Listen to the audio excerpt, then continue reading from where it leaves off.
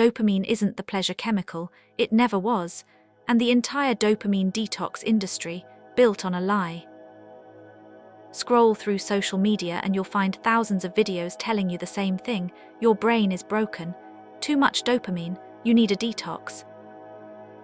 The average person will spend 8.74 years of their life staring at their phone, almost a decade, and the solution everyone's selling: sit in a dark room, avoid all pleasure, reset your dopamine.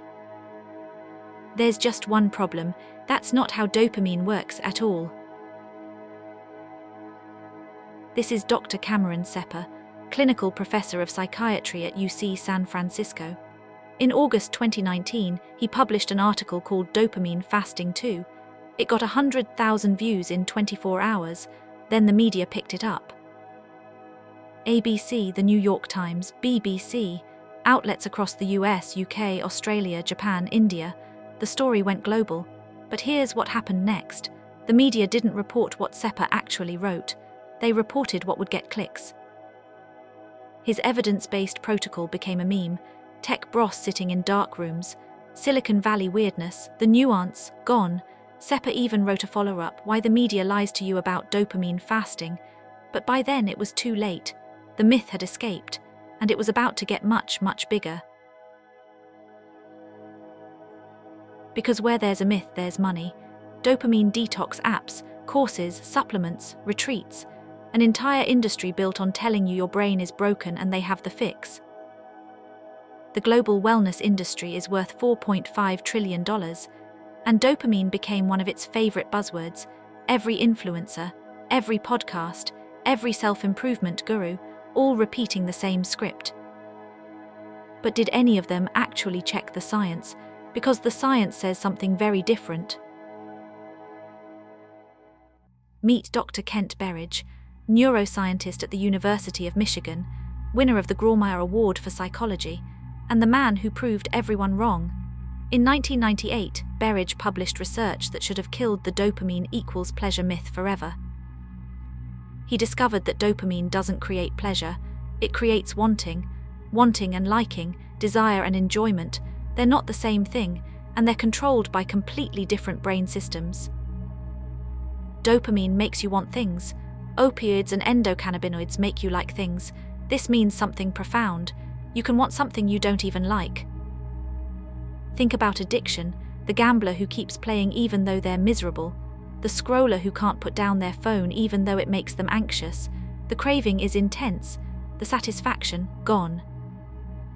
That's not too much pleasure, that's wanting without liking, and dopamine is driving the wanting. So when someone tells you to detox from dopamine to feel pleasure again, they've got it completely backwards.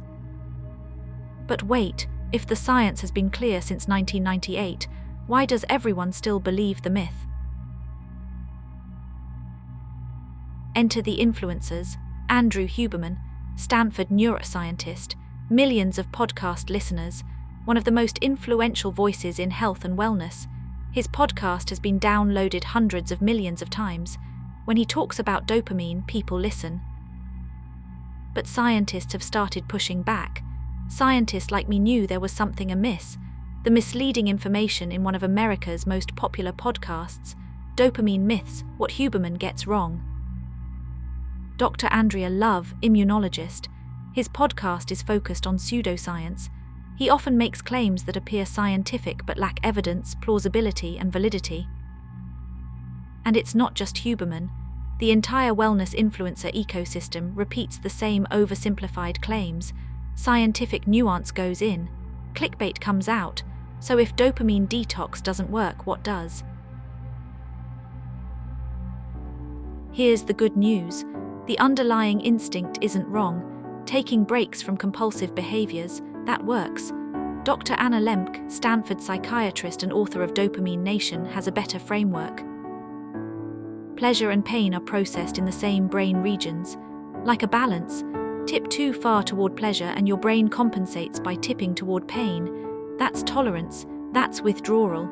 That's why the 10th cookie doesn't taste as good as the first. But the solution isn't to detox from dopamine, it's to restore balance. What the research actually supports: 1. Identify specific problematic behaviors, not all pleasure, specific habits that aren't serving you. 2. Scheduled breaks, Sepah's original protocol. Deliberate time away from those specific behaviors. 3. Hormetic stress, intentional discomfort, cold exposure, exercise, things that tip the balance back. 4. Mindful engagement. When you do engage with high stimulation activities, do it intentionally, not compulsively. Notice what's missing, any mention of resetting dopamine, because that's not how it works. The behaviors matter, the neurotransmitter mythology doesn't. So let's go back to where we started. Dopamine isn't the pleasure chemical, it's the motivation chemical, the wanting chemical, the "that looks interesting, let me check it out" chemical. Your phone isn't hijacking your pleasure, it's hijacking your attention, your motivation, your wanting, and you can work with that, not by sitting in a dark room pretending you can starve a neurotransmitter, but by understanding what's actually happening in your brain.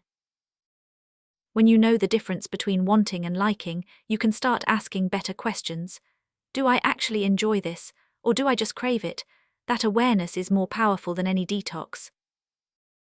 Dr. Sepah had it right the first time. Target specific behaviors, use evidence-based techniques, skip the pseudoscience, the irony. The real science is more interesting than the myth, and it actually helps. Next time someone tells you to detox your dopamine, you'll know the truth. Dopamine isn't the enemy. Misinformation is.